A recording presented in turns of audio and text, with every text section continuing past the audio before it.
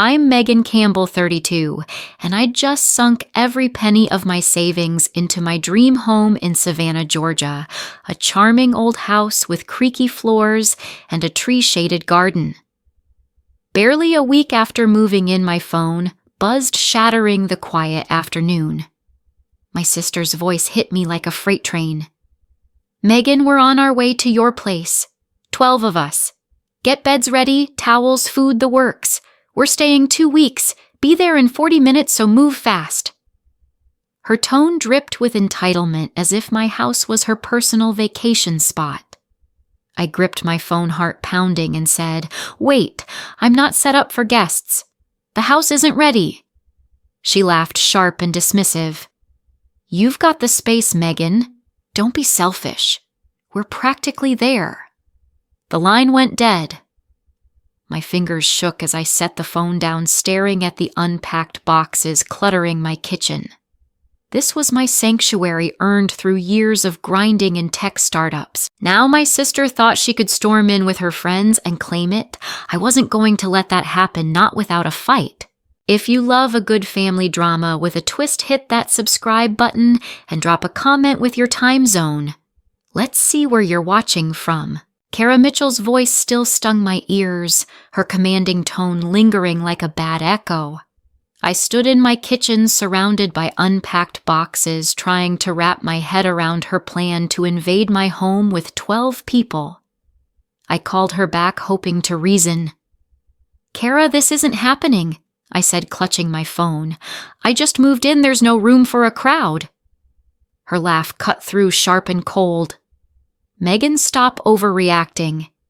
That big Savannah house of yours has space. We're almost there. Make it work." She hung up before I could argue, leaving my heart racing with frustration. Kara always treated my achievements like they were hers to claim. 2 years ago, after Mom passed, we split her inheritance. My share went into this old, charming house in Savannah, Georgia, with its creaky floors and shaded porch, a dream I'd earned through 8 years of grinding in tech. Kara's share. She blew it on luxury bags, a new car, lavish trips. Then she came to me for help. $60,000 for her credit card debt. $40,000 for a business idea that fizzled out. Another $30,000 for emergencies that always tied to her social scene. $130,000 total drained from my savings over 2 years because I believed family stuck together. Now she thought my home was her next entitlement. I tried to stay calm, sorting through a box of dishes to keep my hands busy. Maybe I could talk sense into her when they arrived, set firm boundaries. But the growl of car engines outside killed that hope. 3 vehicles pulled into my driveway, a glossy SUV, a worn sedan, and a pickup truck loaded with coolers, bags, and beach gear. 12 people spilled out their chatter loud enough to rattle the quiet street. My sister strode forward, sunglasses perched like she owned the place. Her husband, Jordan Riley, trailed behind, hauling a cooler of beer.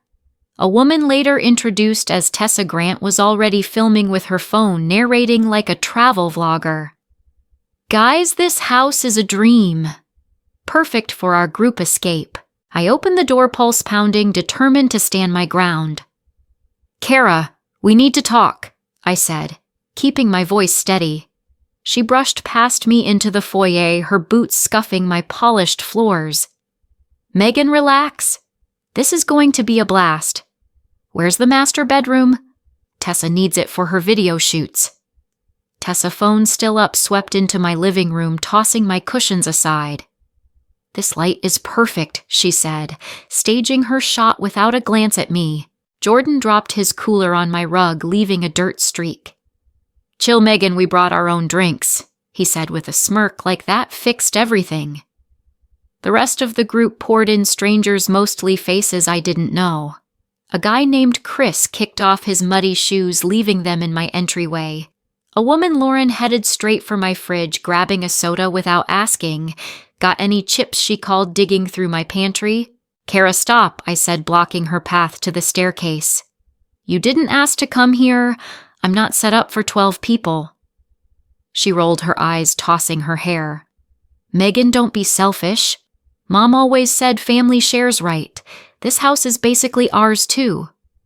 Her words hit like a slap, dragging Mom's memory into her scheme. I thought of Jen, our little sister lost 3 years ago in a car accident. Jen's kindness was genuine. She'd never have done this. Kara was just using family as a weapon. Jordan leaned against my wall, already sipping a beer. Come on, Meghan, we drove 3 hours. Everyone's excited. Everyone. 2 teenagers I didn't recognize darted through, one spilling juice on my floor. Tessa was now in my dining room setting up a tripod. This spot's ideal for my morning stream, she said, ignoring me. Someone cranked my sound system music, shaking the walls. My sanctuary, my hard-earned home, was becoming their party zone, and I was just a bystander in my own life. My home? My sanctuary was slipping away, overrun by 12 strangers who acted like they owned it. Kara's group had turned my quiet Savannah house into a chaotic party zone in minutes. Tessa Grant was still filming in my dining room, her tripod blocking the doorway. Jordan Riley lounged on my sofa, beer in hand, while Chris and Lauren raided my kitchen. 2 teenagers I didn't know were splashing in my backyard fountain, their juice pouches littering the porch. The music blared louder, shaking the walls of my century-old home. I stood in the foyer, fists clenched, watching my dream unravel. Kara, this stops now, I said, stepping in front of my sister as she headed upstairs. My voice was steady, but my heart pounded with a mix of anger and disbelief. She spun around, her sunglasses now pushed up like a headband, her eyes narrowing. Meghan, what's your problem? We're just having fun. This house is way too big for one person, share it. Her tone was patronizing, like I was a child throwing a tantrum. Share it, I snapped, my voice rising. You didn't ask to come here. You didn't even call ahead. This is my home, not your vacation rental. The group paused, some turning to watch, but Kara just laughed, sharp and dismissive. Oh, come on, Meghan. Mom always said family comes first. You're acting like we're strangers. Her mention of Mom hit like a punch. I thought of Jen, our little sister, gone 3 years now, her gentle smile flashing in my mind. Jen would have respected my space, she always did. Kara. She only used family when it suited her. I took a deep breath, trying to keep my cool. Kara, you can't just show up with 12 people and take over. I want everyone out now. Jordan stood up from the sofa, setting his beer down with a clink. Meghan, relax. We drove 3 hours. The group settled in, don't make this weird. Tessa chimed in from the dining room, not looking up from her phone. Yeah, this place is perfect for my content. You're not using all these rooms, right? Her casual entitlement made my blood boil. My home wasn't their backdrop for Instagram clout. I stepped closer to Kara, lowering my voice. You've taken enough from me. $130,000 over 2 years, credit cards, fake emergencies, your so-called business. Now you want my house too. Her face stiffened, but she recovered quickly, tossing her hair. That money was family helping family, Meghan. Don't twist it into something ugly. Twist it, I said, my voice shaking now. I trusted you, Kara. I thought you were struggling, so I kept sending money. But you weren't struggling, were you? A memory hit me last month. I'd seen a bank alert on Kara's account when we shared a family login for Mom's old estate. A payment for a condo in Miami, $50,000 listed under her name. I'd brushed it off, assuming it was a mistake. Now, standing in my invaded home, it clicked. Kara, what happened to Mom's inheritance? I asked, my eyes locked on hers. You said you used it to pay off debts. But I saw a payment for a condo in Miami, $50,000. Care to explain? The room went quiet. Even the music seemed to fade. Kara's confident smirk faltered, her eyes darting to Jordan, who shifted uncomfortably. Meghan, that's none of your business, she said, but her voice wavered. Jordan stepped forward, trying to take control. Look, sis, don't dig into old stuff. We're here to enjoy your place, not fight about money. Sis. The word grated on me. Jordan had never called me that before. It was a cheap attempt to play the family card. It is my business, I said, my voice steady now, fueled by a growing certainty. Mom left us equal shares, $75,000 each. I put mine into this house. You told me yours went to debts, but you bought a condo. While asking me for money, I turned to the group, some now looking uneasy. Did she tell you she's been living off my savings while lying about her finances? Tessa lowered her phone, her face uncertain. Chris stopped rummaging in my pantry, and Lauren froze with a soda in hand. Kara's cheeks flushed, but she doubled down. You're being ridiculous, Meghan. That condo was an investment Mom would have approved. You're just jealous because I'm living my life. Jealous? I laughed, a bitter sound that surprised even me. You've been bleeding me dry for years, Kara. And now you think you can waltz in here, claim my home, and act like I owe you. Get out, all of you. My voice carried a finality I hadn't felt before. The teenagers stopped splashing, peering through the glass door. The air was thick with tension. Kara crossed her arms, smirking again. We're not going anywhere, Meghan. We planned this trip for weeks. You can't just kick out family. Jordan nodded, stepping closer to her. Yeah, think about how this looks. You want to be the bad guy who ruins everyone's fun? Their confidence was infuriating, but it also lit a fire in me. They thought I'd back down, just like I'd always done when Kara played the family card. I scanned the room, my dining table covered with Tessa's camera gear, my kitchen counters littered with their snacks, my floors scuffed by their shoes. This wasn't a visit. It was an invasion. And that condo payment? It wasn't just a lie. It was a betrayal. Mom's inheritance was meant for both of us, a legacy to build our futures.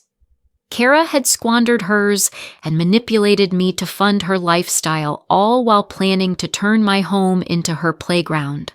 Last chance, I said, my voice low but firm. Leave now, or I'll make sure you regret stepping foot in my house. Kara laughed again, but it was forced, her eyes flickering with doubt. Tessa started filming again, whispering, "This is getting good." Jordan shook his head, muttering, "She's bluffing." The group exchanged glances, some packing up, others standing firm with Kara. I could feel the weight of their assumption that I'd cave, that I'd let them stay, because family was supposed to mean something. But family doesn't lie. Family doesn't invade. And family doesn't use your grief to take what's yours. Jen's face flashed in my mind again, her soft voice, her honesty, her belief in fairness. She'd taught me to stand up for myself even when it was hard. I wasn't bluffing, and Kara was about to find out what happened when she pushed me too far. Kara's smug laughter still rang in my ears, her refusal to leave my home fueling a fire I hadn't felt in years. My Savannah house, my hard-earned sanctuary, was overrun by her group of 12. Their music blaring, their bags cluttering my foyer, their entitlement suffocating me. Tessa Grant's tripod blocked my dining room, Jordan Riley's beer cans littered my sofa, and the teenagers' juice stains marked my porch. Kara stood in front of me, arms crossed, daring me to back down. But I was done being her doormat. "You have 5 minutes to get everyone out," I said. My voice low and steady, my eyes locked on hers. She smirked, unfazed. "Meghan, you're not serious. We're staying, deal with it." Jordan nodded, leaning closer with that condescending grin I'd grown to hate. "Yeah, sis, don't make a scene. We're family." The word family from his mouth felt like an insult, a cheap tactic to guilt me into submission. I didn't respond. Instead, I turned and walked to my study where the smart home control panel was mounted. This house wasn't just old and charming, it was wired with a state-of-the-art security system I'd installed for peace of mind. Now it was my weapon. I pulled out my phone, opened the security app, and activated lockdown mode.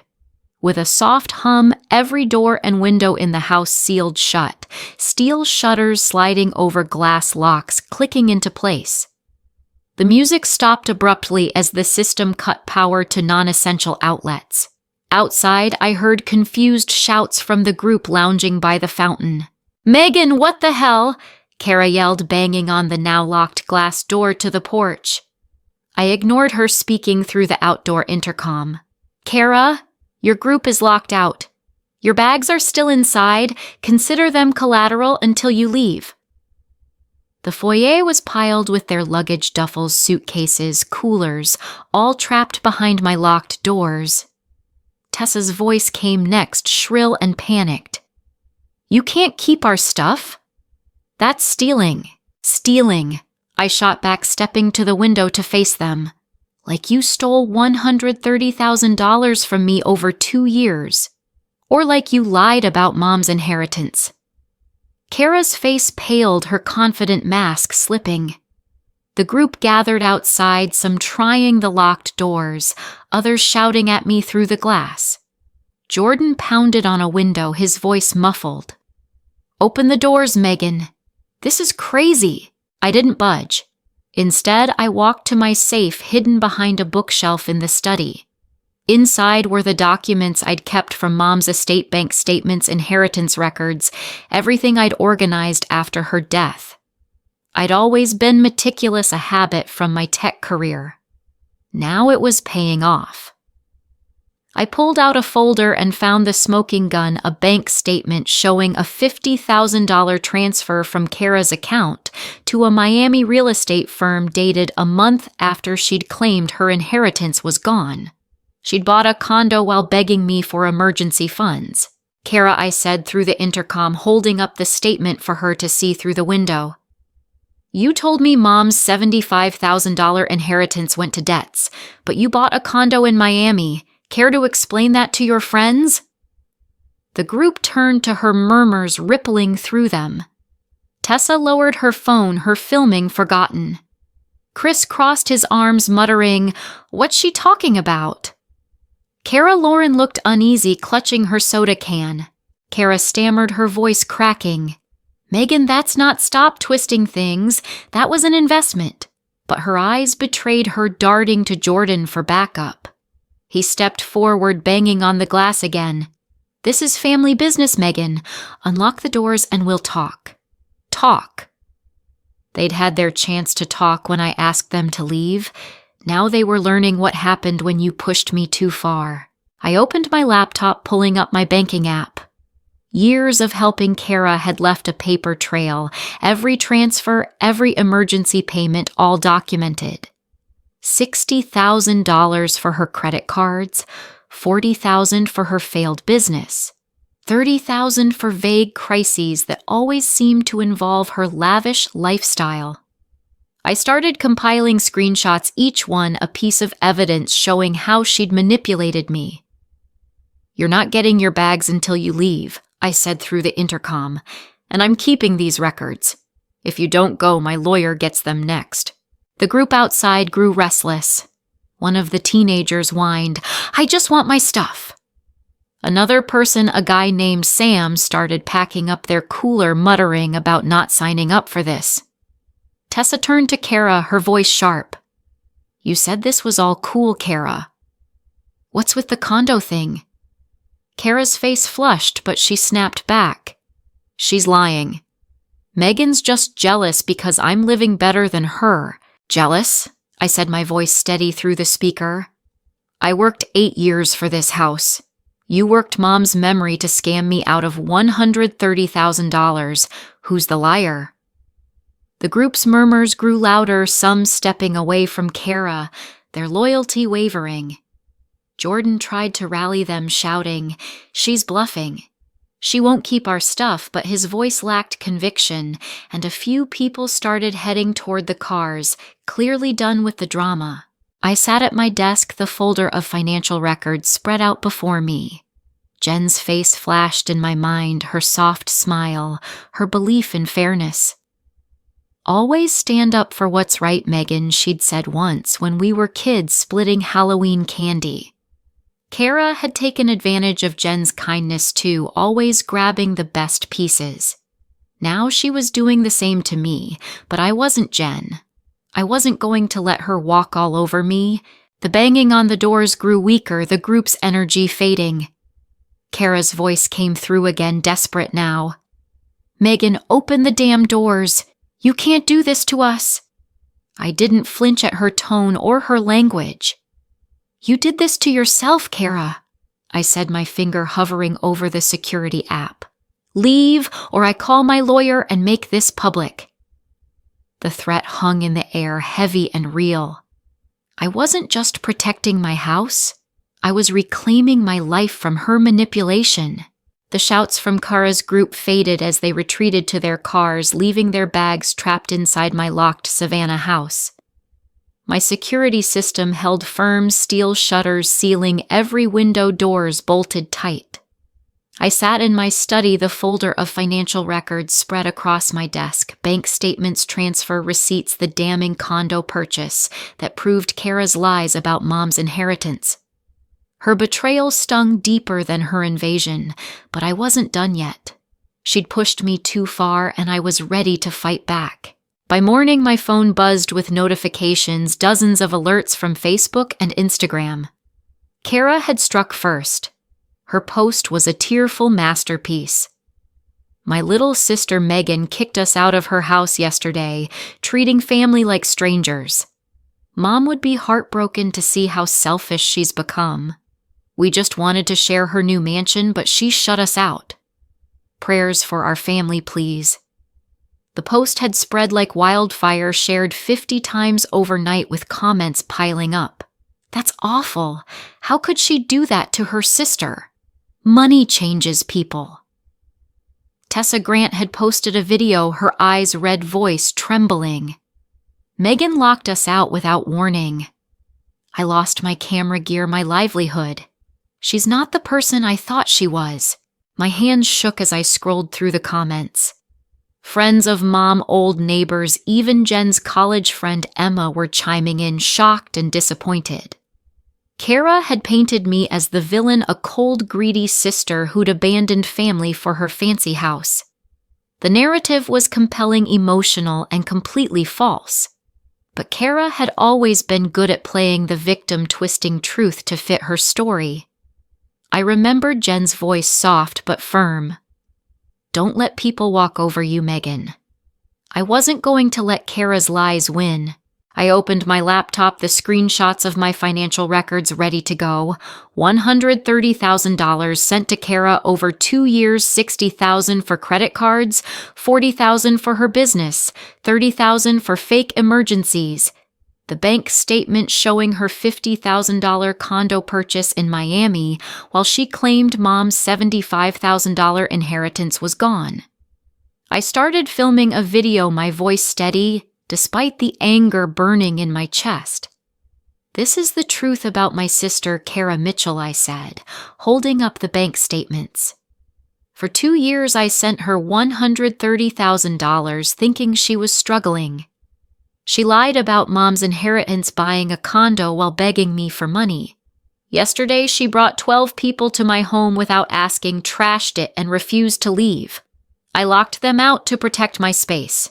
Here's the proof." I uploaded the video to YouTube and Instagram, attaching the screenshots with clear captions, "Kara's lies exposed, bank records don't lie."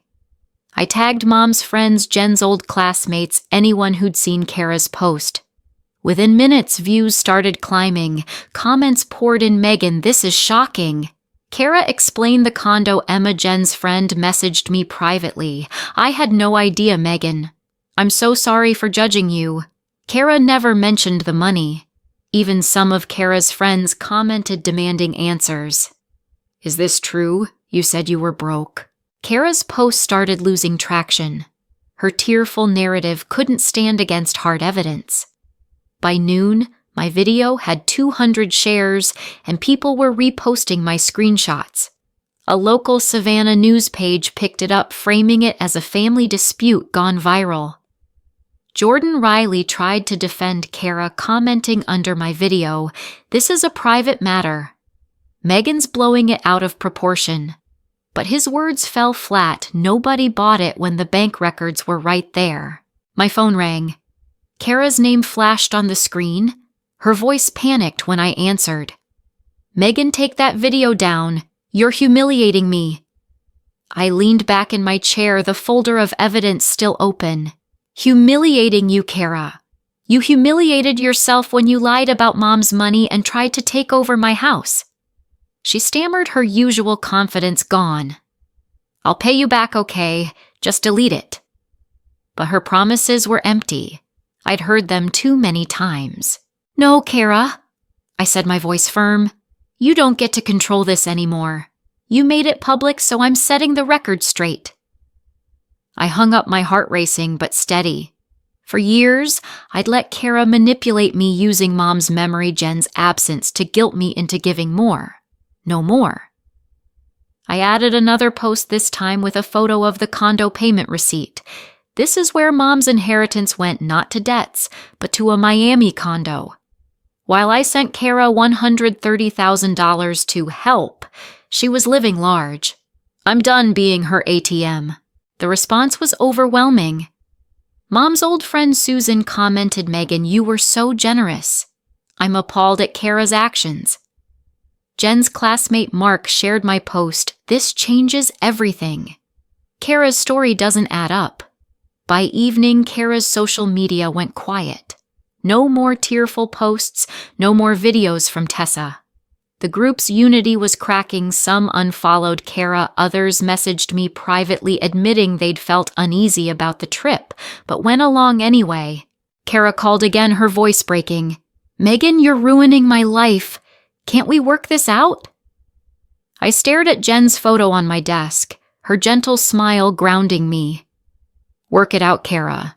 You lied about Mom's money, invaded my home, and trashed my name online. There's nothing left to work out." I ended the call, my resolve unshaken. This wasn't about revenge. It was about truth, about protecting the life I'd built from her endless manipulation. As night fell, my phone buzzed with support messages from people I hadn't heard from in years, all apologizing for believing Kara's lies. My video hit 1,000 views each share, stripping away her narrative. I wasn't the selfish sister she'd painted me as. I was someone who'd given too much, trusted too long, and finally stood up. Kara's bags were still in my foyer, a reminder of the line I'd drawn. She wasn't getting them back until she was gone for good, and I was ready for whatever she tried next. The storm of Kara's invasion was over, but the fallout lingered like a heavy fog. My Savannah home was quiet again, the steel shutters retracted, the music silenced, the foyer cleared of bags. I'd released Kara's group's luggage after they left, piling it in the driveway under the shade of my old oak tree, my final act of courtesy. My phone, once buzzing with hateful notifications, now carried messages of support from friends, neighbors, and even strangers who'd seen my video. Kara's lies had crumbled under the weight of $130,000 in bank records, her Miami condo exposed as the betrayal it was. But victory didn't feel as sweet as I'd expected. It felt necessary. By the next morning, Kara's social media was a ghost town. Her tearful post accusing me of selfishness had been buried under comments calling for answers. Tessa Grant had deleted her dramatic video, and Jordan Riley's weak defense was ignored.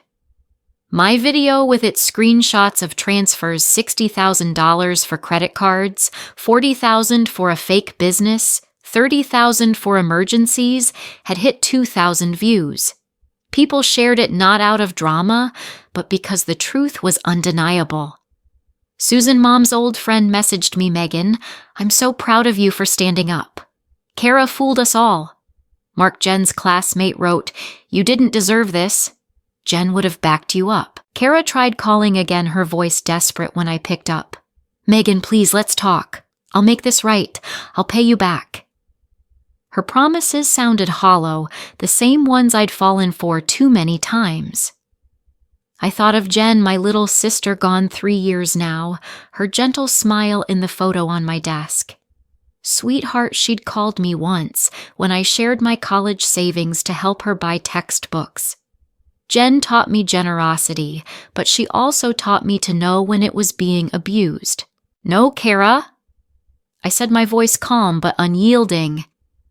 You lied about Mom's inheritance, took $130,000 from me, and tried to claim my home. We're done. I hung up before she could respond, blocking her number. Jordan texted next, a weak attempt at guilt. You're breaking our family apart, Meghan. I deleted it without replying. Family doesn't lie, doesn't invade, doesn't manipulate. Kara and Jordan had crossed every line, and I wasn't going back. I walked through my house, running my fingers over the creaky banister, the polished floors now free of scuff marks. The dining room, once cluttered with Tessa's tripod, was mine again. The kitchen counters littered with their snacks were clean. This house wasn't just a purchase. It was my dream earned through years of late nights in tech startups, of saving every penny while Kara spent freely. Her $50,000 condo purchase, hidden behind lies about debts, was the final straw. Mom's inheritance, $75,000 each, was meant to build our futures, not fund Kara's ego. I sat at my desk, Jen's photo in its silver frame grounding me. I did the right thing, didn't I? I whispered to her image. Jen's belief in fairness, in standing up for what's right, had guided me through this. I'd given Kara too much for too long, money, trust, patience, because I thought that's what family did. But family isn't a blank check for manipulation. It's about respect, and Kara had none for me. I opened my laptop, checking the comments on my video. They kept coming, hundreds now, from people I'd never met. Meghan, you're an inspiration, one wrote. I've been through this with my brother. Thank you for showing me I can say no. Another. Your story helped me set boundaries with my in-laws. Each comment felt like a brick in the wall I was building around my life. A wall that protected my peace without shutting out genuine connection. Looking back, I realized the lesson wasn't just about Kara, it was about me. For years, I'd let guilt drive my decisions, thinking family meant saying yes to everything. But placing boundaries isn't selfish, it's survival. It's how you protect what you've built, who you are. Kara took $130,000, my trust, and nearly my home, but she couldn't take my strength. I'd learned to say no, to stand firm, and to choose myself when others wouldn't. To anyone watching this, let my story be a warning. Don't let your kindness be a weapon against you. If someone, family or not, crosses your boundaries, manipulates your generosity, or disrespects your space, you have every right to push back. Say no, hold your ground, and protect what's yours. It's not easy, especially when it's family, but it's worth it. I lost a sister, but I gained something more: my freedom, my peace, and a life I could live on my terms. My phone stayed quiet now. No more desperate calls from Kara, no more texts from Jordan. The oak tree outside my window swayed gently, its shade cooling the porch where I'd once dreamed of quiet mornings. Those mornings were mine now, uninterrupted by entitled demands. I raised a glass of iced tea to Jen's photo, her smile warm in the evening light. I did it, sweetheart, I said softly. I stood up for myself just like you would have wanted. Thank you all for listening to my story. If it resonated with you, hit that subscribe button and drop a comment below. Tell me how you've set boundaries in your life. I'd love to hear your stories, and I'm grateful for every one of you who took the time to watch.